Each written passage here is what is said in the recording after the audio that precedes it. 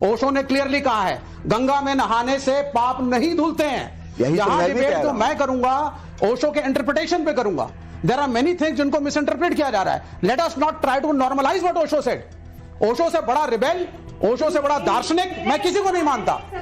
एक मिनट, अब ये कुंभ में जो कलेक्शन हो रहा है ये इसमें एक पॉलिटिकल धारा भी सम्मिलित है, इसमें कुछ रिलीजियस मोटिवेशन भी सम्मिलित है। वहां लोग मर गए, वहां के जो मैनेजर्स हैं मैनेज नहीं कर पाए। कौन सी collective consciousness? There is no collective consciousness. अगर मेरा ऑब्जेक्शन है कि हम कुंभ पे बहस कर रहे हैं या आज ओशो के विचारों पे बहस कर रहे हैं? ओशो कहां पर रहेगी और कहां पर नहीं रहेगी उस तरफ नहीं मैं 10 सेकंड एक साथ एक कॉमन कॉज को लेकर इतनी बड़ी दुनिया का सबसे बड़ा जुटान क्या आपकी निगाह में कलेक्टिव कॉन्शियसनेस के लिए जगह नहीं बनाता? नहीं है sir, because you can not guarantee that those 50 crore people were spiritual और वो डुबकी स्पिरिचुअलिटी लाना चाहता हूं।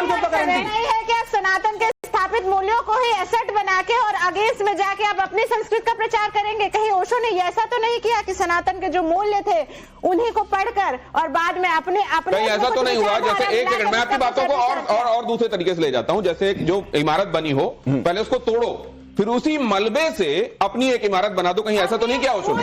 एक सेकंड जवाब लीजिए। बुद्ध ने किया? जवाब लीजिए। यही बुद्ध ने किया? यही बुद्ध ने किया वो कह रहे हैं। जवाब ले लीजिए सर, जवाब ले लीजिए। बुद्ध ने तो यही कहा। आप सुनने के लिए तैयार हो? प्लीज मैं आ रहा हूँ। आज चेतनानंद जी, यतिमा चेतना जी आपके पास और निशा जी आपकी बारी में आ रहा हूँ मैं जी। पहले आपके सवाल का जवाब दे दूं। देखिए, चाहे गौतम बुद्ध हो, चाहे कबीर साहब हो, चाहे गुरु नानक देव हो, चाहे ओशो हो, इनको मिलता है अपने भीतर से आत्मज्ञान। ठीक है, किताबों को पढ़ के नहीं मिलता है ना। किताबें तो बाद में उन्होंने देखी, किसी ने प्रश्न पूछा कि फलाने ग्रंथ में लिखा, आपका क्या कहना है, तब उन्होंने अपना कमेंट किया। कहीं को उसके पक्ष में, कहीं उसके विपक्ष में, और कहीं कहीं दोनों बातें आ गई। एक लाइन में अगर आपको एक फिलॉसफी बतानी हो कि ओशो की फिलॉसफी ये थी, तो उसको आप कैसे बोलेंगे? जीवन को सुंदर, ज्यादा मधुर और आनंदपूर्ण बनाने के लिए जो कुछ भी किया जा सके वह सब ओशो की फिलॉसफी है। जीवन को सुंदर, जरा ओशो की ये बात सुनिए। और ओशो ने अपने जीवन काल में जो बात कही थी ये भी बहुत महत्वपूर्ण है, और उसके बाद आते हैं वापस इस पर। प्ले कीजिए बहुत जल्दी से। सदियों से तुमने सुना सन्यास यानी त्याग, और मैं कहता हूँ सन्यास यानी भोग की कला। हाँ, अगर बिना कला के भोगो तो पशु जैसे हो जाते।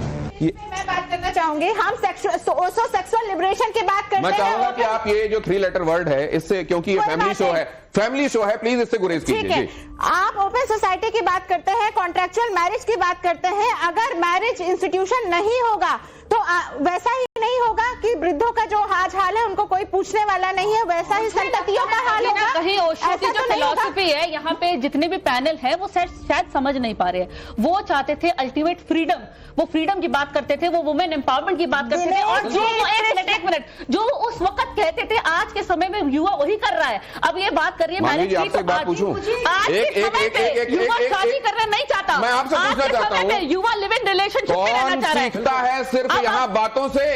सबको सीखने के लिए एक हादसा जरूरी है। तो क्या हमारे पुरखों ने हमको जो बताया उसको ना मान के पहले हम गड्ढे में गिर के देखें, फिर हम सीखेंगे नहीं?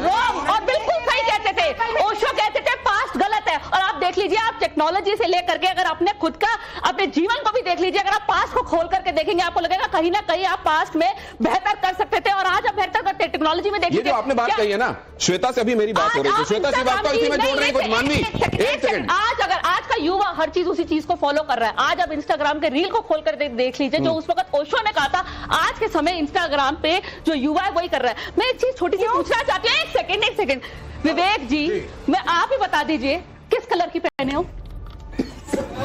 ये क्या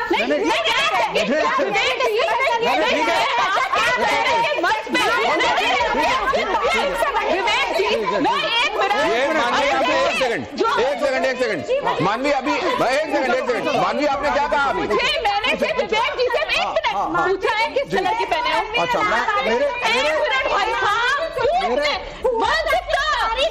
मैंने कहा किस कलर की पहने हो?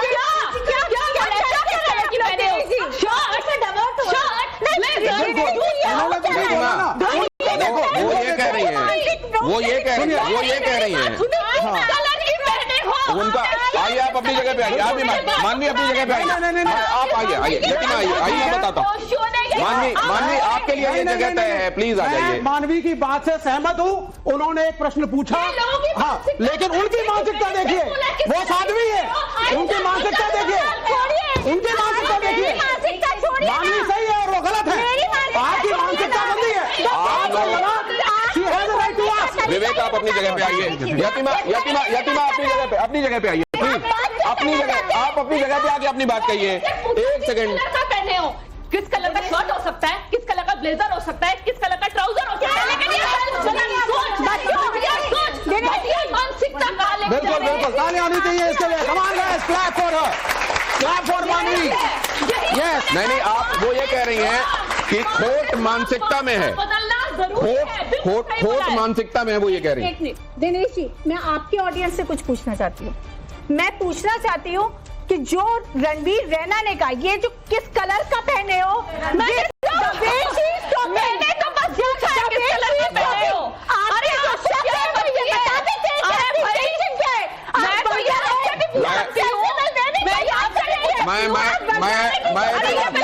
निधि के पास जा रहा हूँ। निधि, ये जो पूछ भी लिया कि किस कलर की, एक सेकंड, आप अपनी जगह पे आइए, मानवी जगह पे आइए। It is not free for all. नहीं, यहाँ पे आइए प्लीज, यहाँ पे आइए आप। ऐसे अगर हर कोई अपनी जगह से उठ के यहाँ, ये देखिए प्लीज। मैं एस्ट्रोलॉजी में हाँ। तो हम खुद बताते हैं कि इस कलर का इस दिन पहनना है, तो उसमें प्रॉब्लम क्या है? मैं एक सेकंड, उनको तो पता भी नहीं होगा कि बात क्या चल रही है। एक सेकंड, मैं एक सेकंड, प्लीज यतिमा कह रही है कि किसी चीज के साथ जुड़े हुए कॉनोटेशंस जो हैं, हर एक बात के साथ केवल अर्थ नहीं होता, उसके साथ कॉनोटेशंस भी जुड़े होते हैं, उसके साथ का कैसा एक भाव है वो भी जुड़ा होता है। आपको उन सेंसिटिविटीज का भी ख्याल रखना चाहिए, यतिमा ये कह रही। उधर कहना यह है कि अगर मैंने पूछ लिया कि किस कलर का, तो वो रील से जुड़ा हुआ एक परसेप्शन क्यों। अब जरा नहीं, मैं इसमें श्वेता आपको भी लेके आना चाहता हूं। परिवार, एक सेकंड यतिमा, आ रहा हूं, आपकी बात आ रहा हूं। परिवार, इसको लेकर वर्जनाओं के संदर्भ में भी ओशो के अपने विचार रहे हैं, अगर आपने पढ़ा हो उनको। क्या ये वर्जनाएं वो ये कहते थे कि थोथा उड़ा दो और सब्सटेंस को रख लो, या वो सीधे किसी बात को खारिज करते थे? इस पर मतलब लंबी बहस चल सकती है, लेकिन मैं तो बहुत, जैसा कि सवाल उन्होंने पूछा उसी को आगे बढ़ाते हुए, क्योंकि बहुत भटक रहा है मुझे इसलिए वापस ट्रैक पे ला रहा हूं।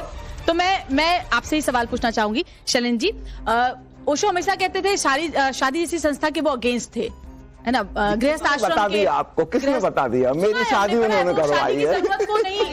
शादी की जरूरत को वो अहमियत नहीं देते थे। तो जिस संस्था की वजह से वो दुनिया में आए, आप दुनिया में आए, उनके भाई, आपके और जो भाई बहन है वो सब दुनिया में आए, उसी संस्था पर सवाल उठाना, उसी संस्था को नकारना, और वो भी तब जब हम लिव इन के बहुत सारे ऐसे केसेस देखे हैं हमने आज के समाज में। अगर श्रद्धा वाल्कर की बात करें, यूसीसी जैसे उत्तराखंड में लागू हो रहा है, तो उसमें बड़े प्रावधान है, कड़े प्रावधान है लिव इन को लेकर के। तो शादी संस्था पर आपकी क्या सोच है, क्योंकि आप उनके विचारों को आगे बढ़ाने का दावा कर रहे हैं? देखिए, बिल्कुल संक्षेप में बता रहा हूं। ओशो का कहना है जैसे बैलगाड़ी में बैल आगे होते हैं, गाड़ी पीछे पीछे चलती है, ठीक ऐसे ही अगर विवाह पीछे हो, आगे प्रेम हो, प्रेम की वजह से विवाह आया हो, तो वह सुंदर होगा, जीवन में सुखदायी होगा।